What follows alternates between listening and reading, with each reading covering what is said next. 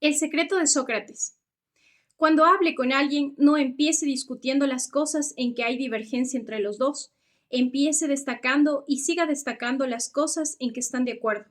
Siga acentuando, si es posible, que los dos tienden al mismo fin y que la única diferencia es de método y no de propósito. Haga que la otra persona diga sí, sí desde el principio. Evite, si es posible, que diga no. Un no como respuesta, dice el profesor Overstreet, es un obstáculo sumamente difícil de vencer. Cuando una persona ha dicho no, todo el orgullo que hay en su personalidad exige que sea consecuente consigo misma. Tal vez comprenda más tarde que ese no fue un error, pero de todos modos tiene que tener en cuenta su precioso orgullo. Una vez dicha una cosa, tiene que atenerse a ella. Por lo tanto, es de primordial importancia que lancemos a una persona en la dirección afirmativa. El orador hábil obtiene desde el principio una serie de sí como respuesta.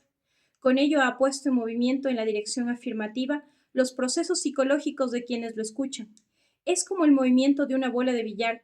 Impúlsesela en una dirección y se necesita cierta fuerza para desviarla, mucho más para enviarla de vuelta en la dirección opuesta. Son muy claros aquí los patrones psicológicos. Cuando una persona dice no y en realidad quiere decir sí, ha hecho mucho más que pronunciar una palabra de dos letras. Todo su organismo glandular, nervioso, muscular, se une en un estado de rechazo. Suele haber, en un grado diminuto pero a veces perceptible, una especie de retirada física o de prontitud para la retirada. Todo el sistema neuromuscular, en suma, se pone en guardia contra la aceptación. Por lo contrario, cuando una persona dice sí, no se registra ninguna de estas actividades de retirada. El organismo está en una actitud de movimiento positivo, aceptable, abierto. Por ende, cuanto más sí podamos incluir desde un comienzo, tanto más probable es que logremos captar la atención del interlocutor para nuestra proposición final. Es una técnica muy sencilla esta respuesta afirmativa, y cuán descuidada. A menudo parece que la gente lograra un sentimiento de importancia mediante el antagonismo inicial en una conversación. Si hacemos que un estudiante o un cliente o un hijo o un esposo o una esposa diga no en un comienzo, necesitaremos la sabiduría y la paciencia de los ángeles para transformar esa erizada negativa en una afirmativa. El empleo de esta técnica del sí, sí, permitió a James Everson, cajero del Greenwich Savings Bank de Nueva York, obtener un nuevo cliente que en el caso contrario se habría perdido. Este hombre, relató Everson, entró a abrir una cuenta y yo le di la solicitud acostumbrada para que la llenara. Respondió de buen grado a alguna de las preguntas, pero se opuso rotundamente a responder a otras. Antes de empezar mi estudio de las relaciones humanas, yo habría dicho a este futuro cliente que si se negaba a dar la información al banco, tendríamos que negar a aceptar su cuenta. Me avergüenza confesar que en el pasado hice muchas veces tal cosa. Naturalmente, un ultimátum como ese me daba la impresión de mi importancia. Demostraba que yo era el que mandaba y que no se podían desobedecer las reglas del banco. Pero esa actitud no causaba, por cierto, una sensación de bienvenida y de importancia al hombre que entraba a confiarnos sus depósitos. Esa mañana resolví emplear el sentido común. Decidí no hablar de lo que quería el banco, sino de lo que quería el cliente. Y sobre todo, resolví lograr que me dijera sí, sí desde un principio. Convine con él, pues, le dije que la información que se negaba a dar no era absolutamente necesaria, pero agregué, supóngase que al morir tiene usted dinero en este banco.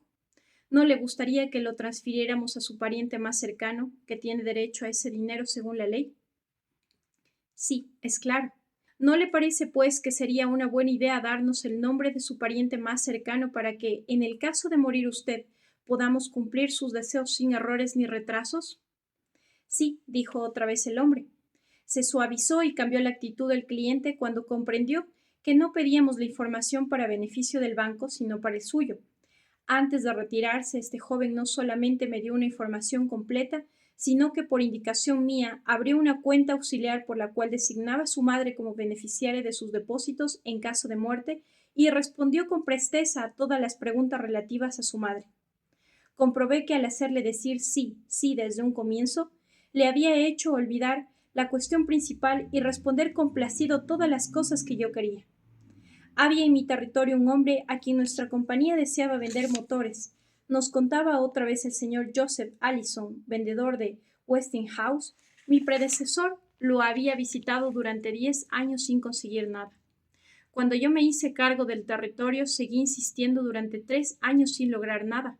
Por fin, al cabo de 13 años de visitas y esfuerzos, conseguimos venderles unos pocos motores.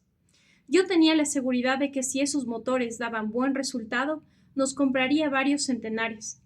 Estas eran mis esperanzas. Yo sabía que los motores darían resultado, de modo que cuando lo visité, 3 semanas más tarde, iba encantado de la vida.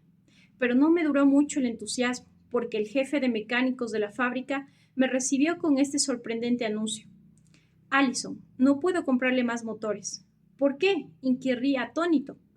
Porque esos motores recalientan mucho, no se los puede ni tocar. Yo sabía que de nada servía discutir. Muchas veces lo había intentado infructuosamente. Pensé, pues, en obtener por respuesta sí, sí. Bien, dije, escuche, señor Smith, estoy en un todo de acuerdo con usted. Si esos motores recalientan demasiado, no debe comprarnos más. Debe tener motores que no se recalienten más de lo establecido por los reglamentos de la Asociación Nacional de Fabricantes Eléctricos. ¿No es así? Advirtió que era así. Ya habría obtenido mi primer sí. La Asociación de Fabricantes Eléctricos dice en sus estipulaciones que un motor debidamente construido puede tener una temperatura de 72 grados Fahrenheit sobre la temperatura ambiente. ¿Es así? Sí, convino, es así. Pero sus motores recalientan mucho más. No discutí con él, solo le pregunté, ¿qué temperatura hay en la sala de los motores? Ah, dijo, unos 75 grados Fahrenheit. Bien, si la sala está a 75 grados y usted le agrega 72, se llega a un total de 147 grados Fahrenheit. ¿No se quemaría la mano si la pusiera usted bajo un chorro de agua caliente a una temperatura de 147 grados Fahrenheit? Otra vez se vio obligado a responderme afirmativamente. ¿No sería una buena idea, pues, no poner la mano en esos motores? Sí, me respondió. Creo que usted tiene razón. Continuamos un rato la conversación y por fin mi interlocutor llamó a su secretario y concluyó conmigo un nuevo negocio para el mes siguiente. Necesité años de tiempo y mucho dinero en negocios perdidos antes de aprender que discutir no da beneficios, que es mucho más provechoso e interesante mirar las cosas desde el punto de vista del interlocutor y hacer decir sí, sí desde el principio. Eddie Snow, patrocinador de nuestros cursos de Oakland, California, cuenta cómo se volvió buen cliente de un negocio solo porque el propietario logró hacerle decir sí, sí. Eddie se había interesado en la casa con arco y flecha y había gastado bastante dinero en la compra de equipo en un negocio de artículos deportivos. En una ocasión en que su hermano fue a visitarlo, quiso llevarlo de casa con él. Trató de alquilar un arco en este mismo negocio. El empleado que atendió a su llamado telefónico le respondió sin más que no alquilaban arcos, de modo que Eddie llamó a otro negocio. He aquí su relato de lo que pasó. Me respondió un caballero muy agradable. Su respuesta a mi pedido de alquiler fue totalmente diferente a la que había recibido en el otro negocio. Me dijo que lamentablemente ya no alquilaban más arcos porque no le resultaba rentable. Después me preguntó si yo había alquilado alguna vez un arco. Le dije que sí, que lo había hecho años atrás. Me recordó que probablemente yo habría pagado entre 25 y 30 dólares por el alquiler. Volví a decir que sí.